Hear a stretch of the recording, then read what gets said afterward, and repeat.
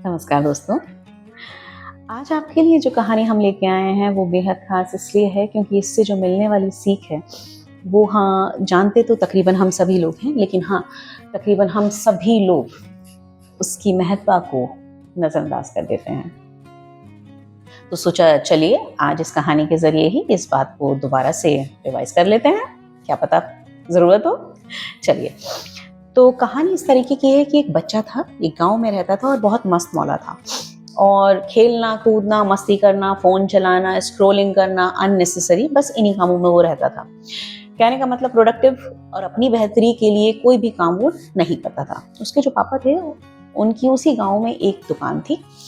बहुत मेहनत से काम करते थे, सुबह से अपना काम करते थे, शाम को अपने घर आते थे और वो ये महसूस कर रहे थे कि जो बच्चा है, अब वो उस उम्र में आ गया है जब उसे अपनी ज़िम्मेदारियों को धीरे-धीरे उठाना सीखना चाहिए, लेकिन वो उस तरफ ध्यान नहीं दे रहा है।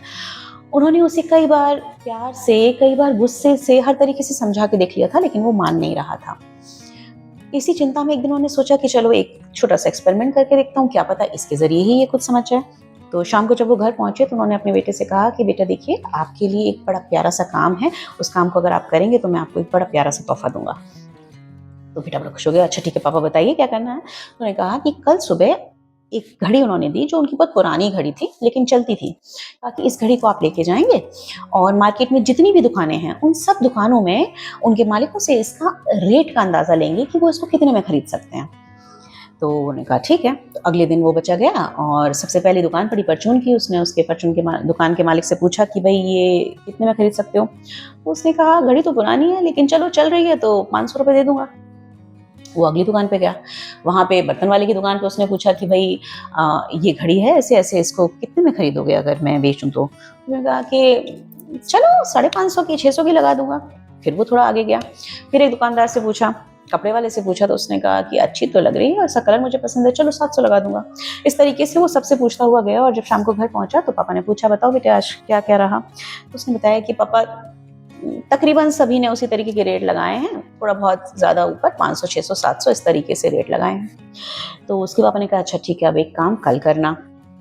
तो उसने कहा क्या? तो उसने कहा कल जब आप जाएँगे तो उन्हीं लोगों से दोबारा पूछेंगे कि इस घड़ी में जो समय है ना, उसका रेट क्या लगाएँगे वो लोग। तो उसने कहा पापा ये कैसा? बोले कि नहीं जो कह रहा हूँ उसको करिए। तो वो गया वहाँ पे, तो वहाँ पे वो सबसे पहले परचून वाले के पास पहुँचा, उसने पूछा कि भई इस घड़ी के अंदर इस समय जो समय चल रहा है, उसका क्या रेट लगाओगे? तो वो हँस के बोला बेटा पागल हो गए हो? इस समय का क्या रेट लग सकता है? बोली नहीं फिर भी, बोले भागो यहाँ से। चलो अगली दुकान पे गया, वो बर्तन वाला बेचारा थोड़ा इरिटेट था, अपने कस्टमर से डील कर रहा था। तो उसने कहा कि भई इस घड़ी में जो समय चल रहा है उसका ज़रा रेट लगा दो, कितने का लोगे? तो बोला दिमाग खराब हो गया है क्या तुम्हारा? मेरा टाइम वेस्ट करने आ गए हो? समय का क्या रेट लग सकता है? चलो भागो यहाँ से।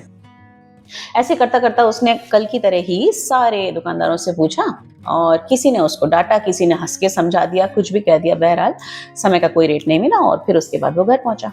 रात को पापा को उसने अपनी सारी चीज़ें बताई कि ये हुआ है। तो पापा ने उससे कहा बेटे ये 2 दिन की जो आपकी एक्सरसाइज़ हुई है इससे क्या आप कुछ समझे? तो बेटा बोला कि हाँ पापा कुछ-कुछ तो समझ आया। तो पापा ने कहा खुल के बताओ।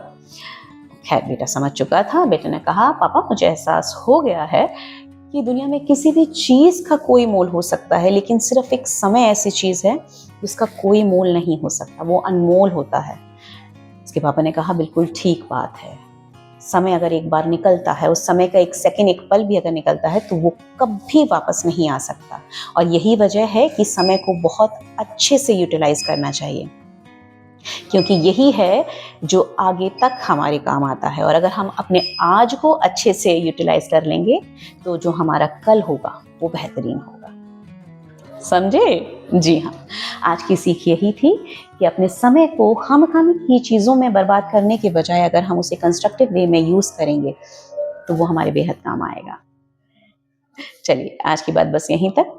कल फिर मिलेंगे किसी नई कहानी और सीख के साथ। तब तक के लिए नमस्कार, take care and bye bye.